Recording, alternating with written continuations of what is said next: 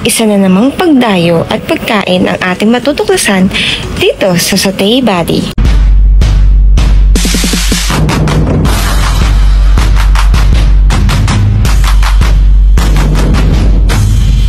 Andito tayo ngayon sa Tagalog dito sa Valenzuela dahil meron ako nabalitaan na may masarap daw dito na kainan sa palaisdaan. At eto ang kainan sa palaisdaan ni Tata Celo. Tara, pasukin natin. Dito pa lang, kitang-kita nyo na yung lawak ng kanilang parking lot.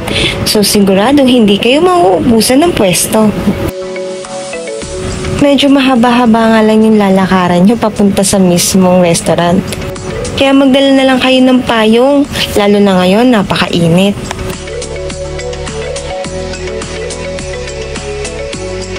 Pagpasok nyo pa lang, eto na agad ang bubungad sa inyo. Napaka-Pinoy style na kanilang restaurant. Hindi ko alam kung gaano kalawak ito. Pero ang masasabi ko, maraming kayang i-accommodate dito.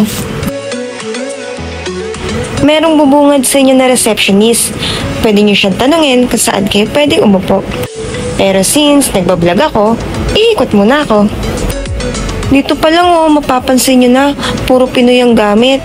Meron pang piano. Tapos tingnan nyo yung kanilang kisame. Gawa ba saan yan? Tapos ito yung kanilang dining area. O diba, napakalawak. Ito naman yung kanilang comfort room. Napakalinis nito mga kabady. At talagang well-maintenance tong restaurant na to. Hindi mo nga iisipin na nasa Manila ka lang Kala mo nasa probinsya ka. Meron din sila ditong kubo style ng mga dining area. Ayan at napakadami pa. Kaso, may bayad kung gusto nyong pumwesto sa mga kubo na to. 2.5 pero consumable naman yun ng mga pagkain. Kaya kung big groups kayo, okay na rin na dito kayo pumwesto.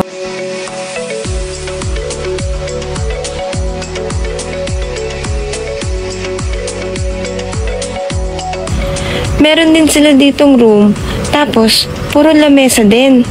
Hindi ko alam kung sineserve ba nila to as private.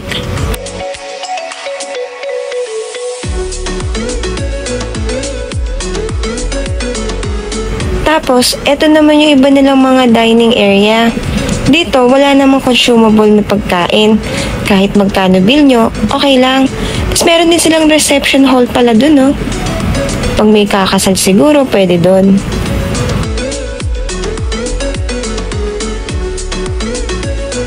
Ito yung mga sample menu nila.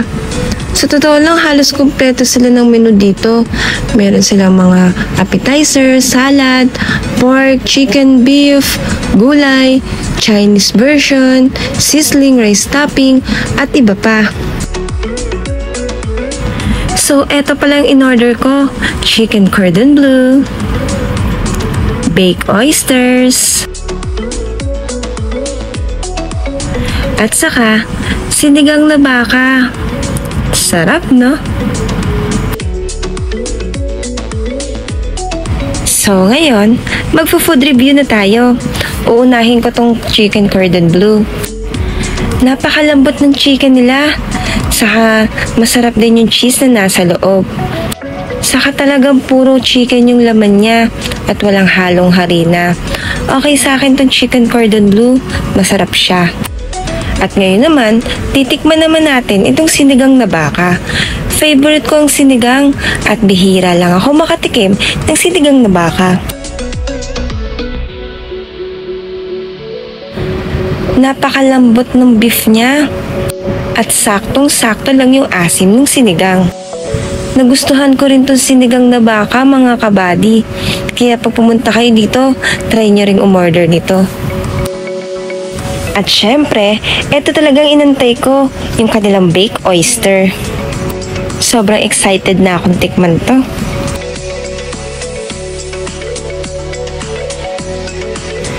Masarap din yung kanilang baked oyster. Kaso, parang may kakaiba sa lasa niya. Hindi ko alam kung yung mismong oyster ba yon o yung cheese na ginamit. Pero masarap naman din siya. Yun nga lang, hindi ko kaya ubusin to lahat. Medyo nakakaumay dahil siguro sa cheese, pero masarap din naman siya.